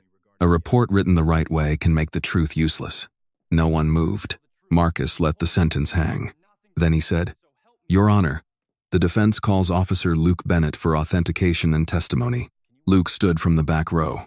His face was pale, but his steps were steady. He took the oath and sat in the witness chair. Callahan had just turned into a trap. Marcus approached him gently. "Officer Bennett, did Miss Williams threaten Officer Callahan?" "No." "Did she resist?" "No." Did Officer Callahan ask you to remember the incident according to his report? Luke swallowed. Yes. Did the report match what happened? No. Marcus paused. Why did you preserve your body camera footage? Luke looked at Maya, then at the judge. Because I had already failed to stop what happened, he said. I didn't want to help erase it too. The courtroom fell silent again. Judge Whitaker removed her glasses and looked at Callahan. Her voice was calm, but colder than anger. Officer Callahan, this court has heard sworn testimony contradicted by video evidence, documentary evidence, and the testimony of your fellow officer. You will remain seated and silent until I determine the appropriate next steps. Callahan looked as if he wanted to stand, run, argue, or disappear, but none of those choices belonged to him anymore. Maya sat back down beside Marcus. Her hands trembled beneath the table. Eleanor leaned forward and whispered, "Breathe, baby." Maya did. On the screen, the last displayed image remained. The oak tree at Willow Creek, rooted deep in the ground, standing behind a woman Callahan had believed no one would save. But the truth had not needed saving. It had only needed to be kept alive long enough to speak. Judge Helen Whitaker did not speak immediately. She sat above the courtroom with her glasses in one hand, looking first at the frozen image of the oak tree on the monitor, then at Maya Williams, then at Officer Brent Callahan. The silence lasted long enough for every person in courtroom 3B to understand that something larger than a misdemeanor hearing had just broken open. At last, the judge put her glasses back on. "Mr. Granger," she said, turning to the prosecutor, "does the state wish to continue pursuing these charges against Miss Williams?" Assistant County Attorney Paul Granger stood slowly. His face was pale. "No, Your Honor. In light of the evidence presented, the state moves to dismiss all charges." "With prejudice?" Marcus Reed asked. Granger looked at Maya, then at the video still on the screen. "With prejudice." Judge Whitaker nodded. "Granted. All charges against Maya Williams are dismissed with prejudice." Eleanor closed her eyes. Maya did not move. The words reached her, but not all at once. Dismissed. With prejudice. It meant the case could not be brought again. It meant Callahan's report had failed to become her future, but the judge was not finished. "Officer Callahan," Judge Whitaker said. Callahan stiffened.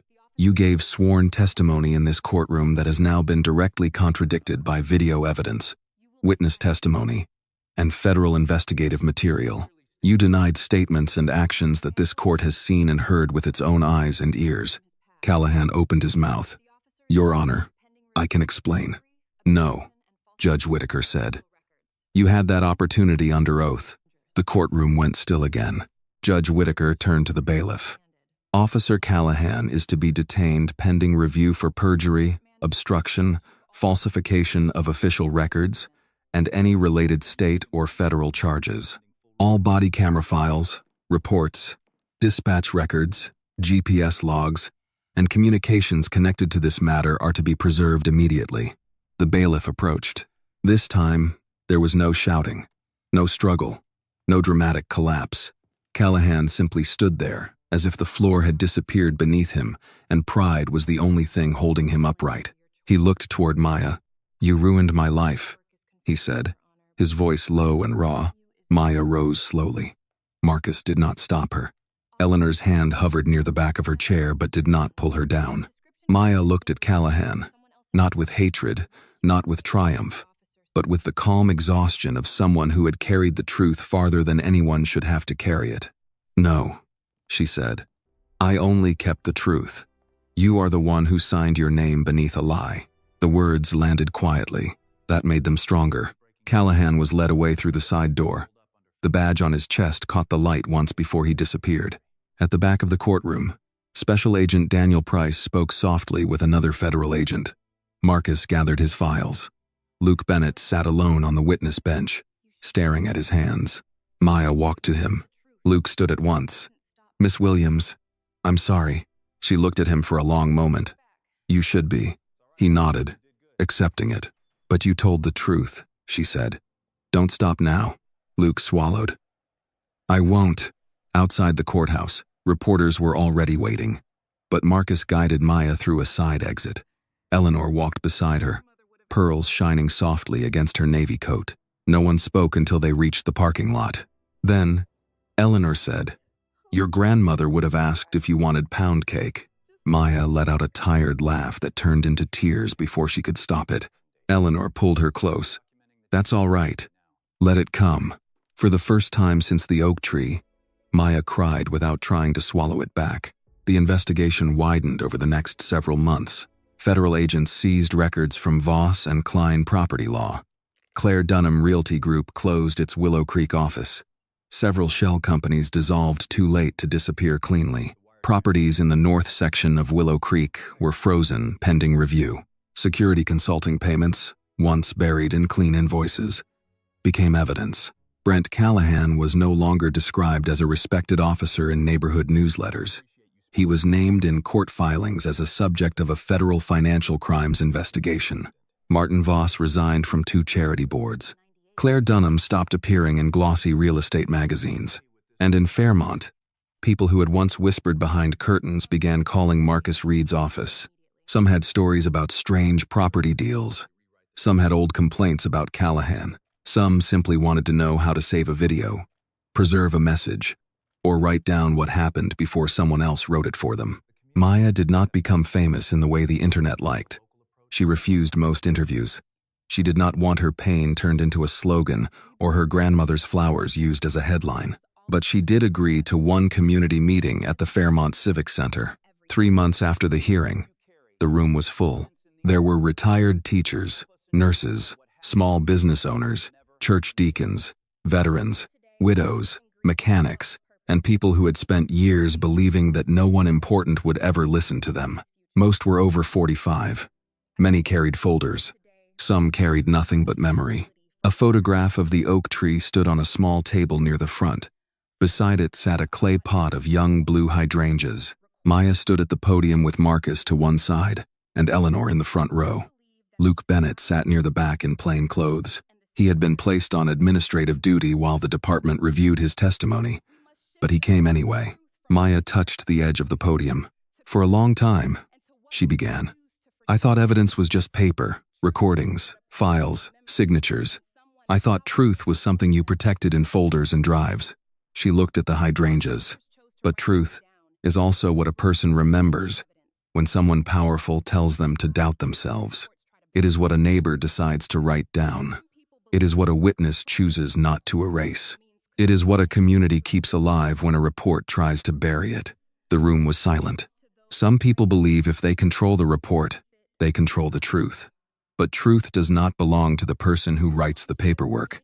It belongs to those brave enough to keep it alive. Eleanor's eyes filled. Maya continued, "That is why Marcus Reed and I are starting the Oak Tree Project.